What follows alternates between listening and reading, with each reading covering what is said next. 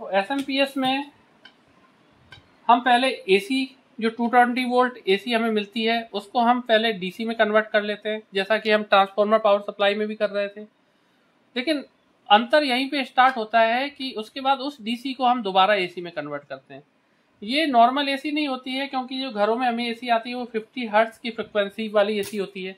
इसके बाद दोबारा जो हम चेंज करते हैं उसकी फ्रिक्वेंसी लगभग 50 किलो हर्ट्ज से ऊपर होती है, 50 किलो हर्ट्ज से ज़्यादा की फ्रिक्वेंसी होती है। यानी ये 50 हर्ट्ज की है तो ये 50,000 हर्ट्ज की फ्रिक्वेंसी है दोस्तों।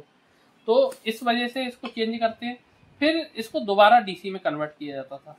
तो इसको एक मैं शॉर्ट में आपको एक बार सर्किट बना के दिखाता हूँ SMPS में।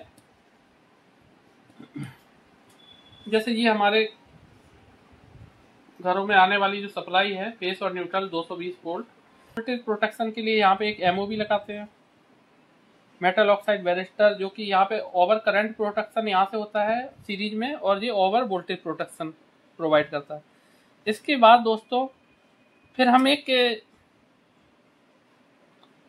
कैपेसिटर लगाते हैं, यहाँ पे एक रेजिस्टेंस लगाते हैं प्रोटेक्शन के लिए, हाई वैल्यू रेजिस्टेंस, और उसके बाद एक लाइन फिल्टर यूज करते थे इसमें। ये मैं इसका वीडियो मैंने EMI सेक्शन का वीडियो मैंने अपने चैनल में पहले से बना दिया है, तो इसको अगर आपको डिटेल में सीखना है तो आप वो वीडियो देख सकते हैं। लेकिन इसमें मैं SMPS के बारे में बता रहा हूँ, तो इस वीडियो को आपको मैं एक बार फिर से समझा रहा हूँ इस वीडियो को। तो आपने जैसा कि देखा कि ये MOB है, मेटल ऑक्साइड बैरिस्टर, यहाँ पे एक कैपेसिटर है, ये रेजिस्टेंस है, और ये आपका इंडक्टर है, लाइन फिल्टर। तो अभी यहाँ पे हम AC को ही फिल्टर कर रहे हैं, क्योंकि हमारी जो AC वोल्ट जो घरों में जो सप्लाई आ रही है, अगर उसमें कोई प्रॉब्लम आती है तो आगे हमारी प्योर AC ना मिलके अगर हाई फ्रिक्वेंसी 50 हर्ट्ज से ऊपर की फ्रिक्वेंसी अगर हमारे इक्विपमेंट में पहुंचेगी तो हमारे आगे का सर्किट डैमेज ना हो, उसके लिए हम इसको भी फिल्टर करते हैं पहले AC को। तो आपने देखा कि इसमें RLC सर्किट लगा है, ये L है, ये R है और C, जो कि इसकी फ्रिक्वेंसी से प्रोटेक्शन करती, ओवर फ्रिक्वेंसी प्रोटेक्शन के लिए। और ये जो MOB है वो है ओवर वोल्टेज प्रोटेक्शन। जबकि ऐसा ट्रांसफार्मर पावर सप्लाई में ऐसा कोई भी प्रोटेक्शन आपको नहीं मिल रहा था। एक फ्यूज आपने लगाया हुआ है, fusible energy over current protection. हमने EMI सेक्शन को कंप्लीट किया दोस्तों।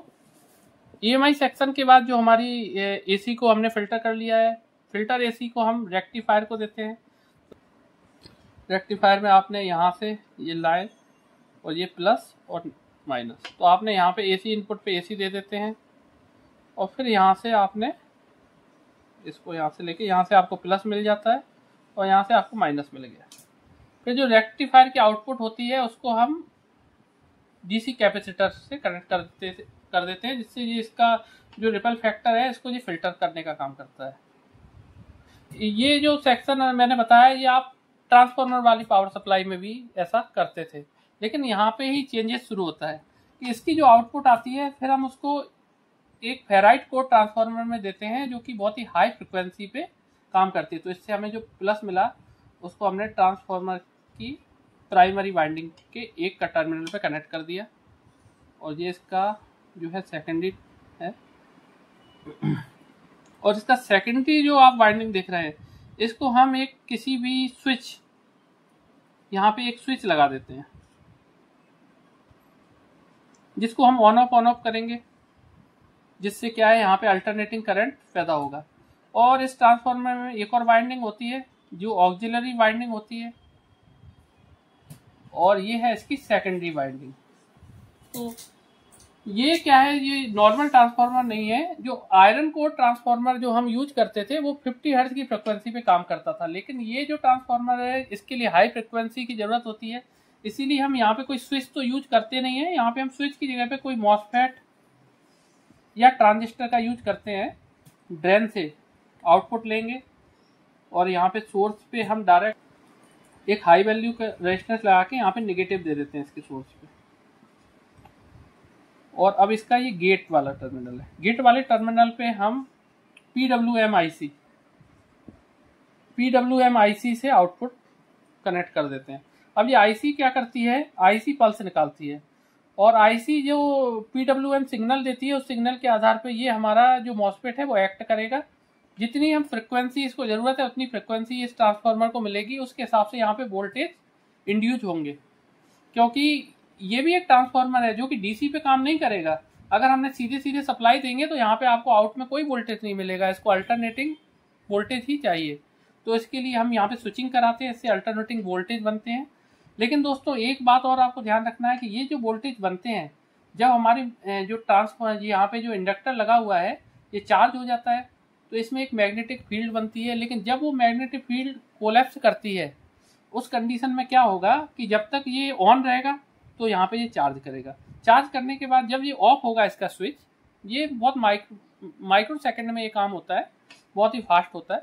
तो उस टाइम पे क्या होगा कि ये कोलैप्स करेगी, इसकी फील्ड, इसका जो है मैग्नेटिक कोलैप्स करेगा। उस टाइम पे ये पॉजिटिव जो है वो नेगेटिव हो जाएगा और नेगेटिव पॉजिटिव हो जाएगा, ये पोलैरिटी इसकी चेंज हो जाएगी। उस कंडीशन में अगर हम इसको कोई प्रोटेक्शन नहीं देते हैं तो ये जो पॉजिटिव है वो डायरेक्ट हमारे इसके ड्रेन पे पहुंचेगा, इसके ड्रेन पे पहुंचेगा और वो हमारे इसको मॉसफेट को शॉर्ट कर देगा दोस्तों, क्योंकि ये तो शॉर्ट सर्किट हो जाएगा। तो उससे बचाने के लिए हम यहाँ पे एक सर्किट बनाते हैं। उसके लिए हम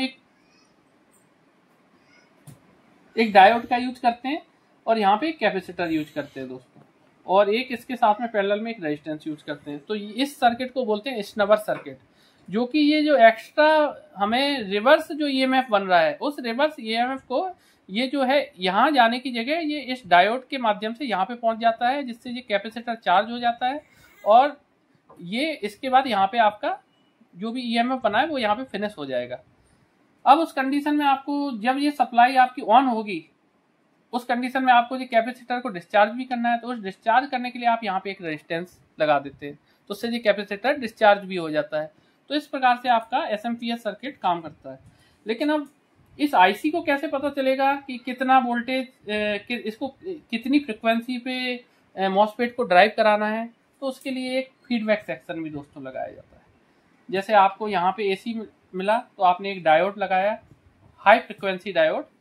जो हाई फ्रिक्वेंसी पे डायोड आते हैं जो कि शॉर्ट की डायोड होते हैं जो काम करते हैं, आपने लगा दिया यहाँ पे एक, फिर फिल्टर कैपेसिटर लगा के फिर आपने क्या किया, यहाँ पे यूज करते हैं आप एक ऑप्टो कपलर का।